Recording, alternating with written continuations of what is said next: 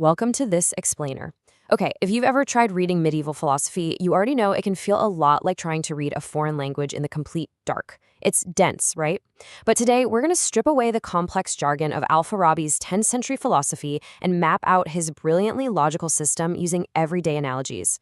You know, Farabi is often called the second master, literally right behind Aristotle, because he built this incredible step-by-step system to explain literally everything, from the birth of the universe to how you should actually live your daily life. And we're going to translate his core terminologies into concepts that just make total sense for us today.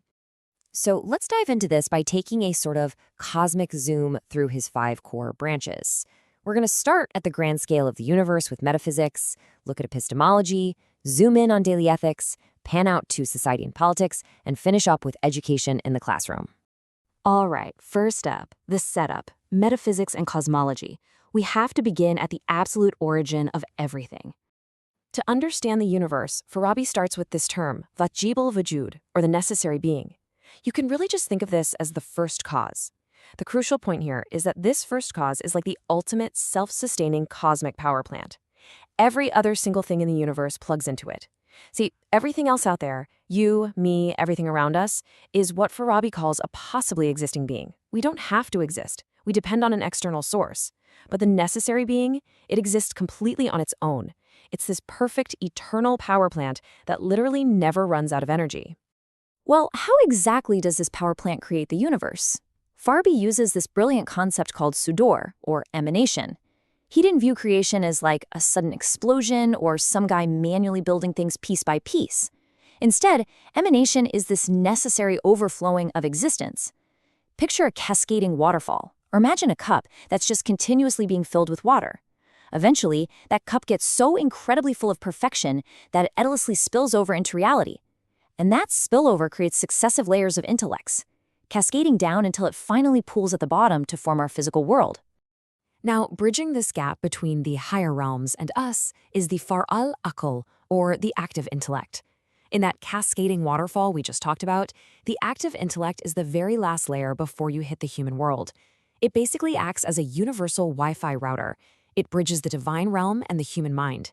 Its entire job is to beam down an immaterial signal that illuminates our minds, taking all the things we could potentially know and turning them into things we actually know. Moving on to part 2, the receiver, epistemology and logic. How do we as humans actually connect to that universal Wi-Fi to get some knowledge? To understand how we learn, we really need to look at 2 core ideas here. First, think of kuva, or potentiality, as a brand new, completely blank smartphone right out of the box. When you're born, your mind has all the hardware needed to do amazing things, but there are no apps installed yet, right? It's a total blank slate.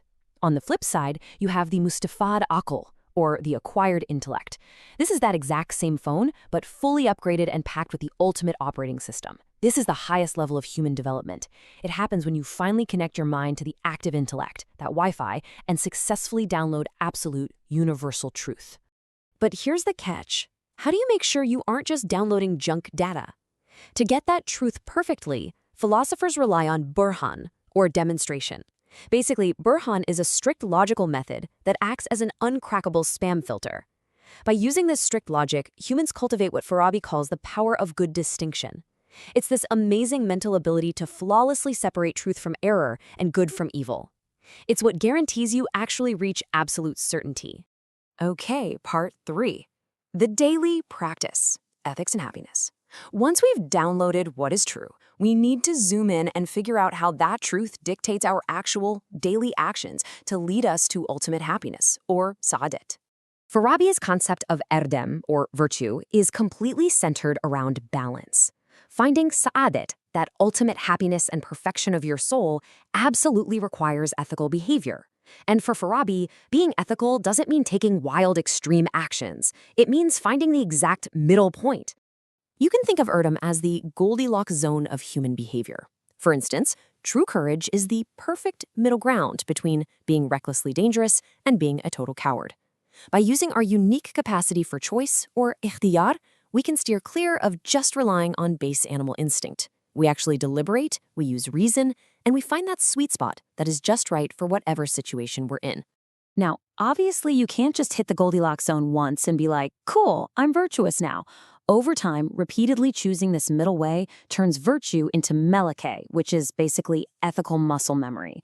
By forcing yourself to practice good habits over and over, they eventually become a deeply stable quality of your soul.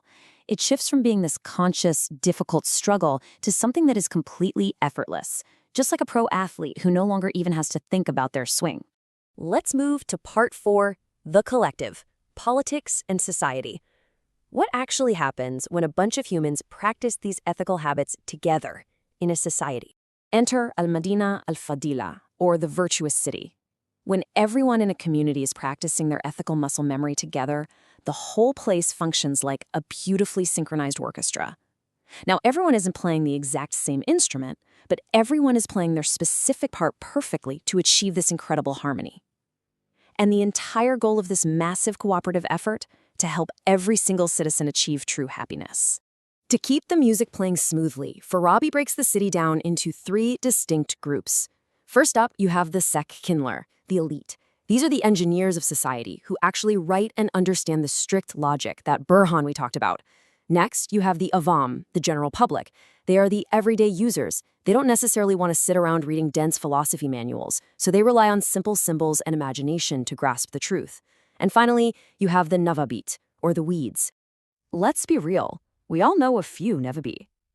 You can think of the weeds as the internet trolls of the 10th century, or those people who completely derail a group project.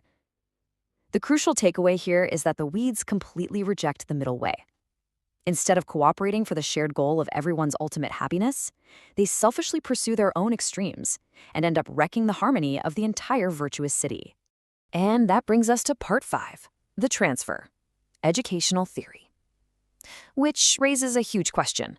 How does the virtuous city pass this brilliant system of truth, logic, and harmony down to the next generation without the whole thing just falling apart?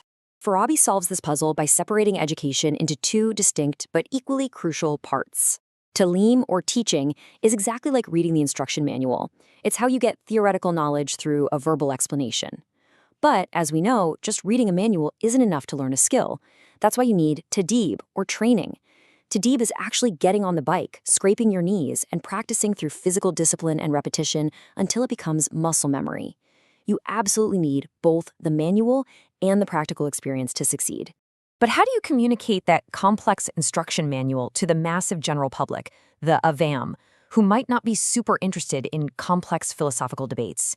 Educators and leaders use hitababit, or rhetoric. This is persuasive speech. It relies on emotional appeal, vivid storytelling, and really clear examples to make the truth incredibly memorable. It's brilliant, honestly.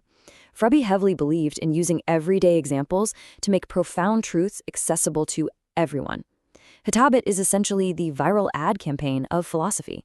Instead of boring people with endless, dry mathematical proofs, you use powerful, catchy rhetoric to make the truth literally go viral across an entire society. That ensures everyone is on the exact same page, moving together toward that ultimate happiness. So as we wrap up this explainer of Al-Farabi's magnificent system, from the cosmic power plant of the necessary being to the viral ad campaigns of his educational theory, you kind of have to take a look at your own actions. In the grand cosmic zoom of your own life, what role are you choosing to play right now? Are you using your reasoning to find that Goldilocks zone and build a virtuous city with the people around you? Or are you just being a weed? Thanks so much for joining me today. Keep learning and keep building harmony.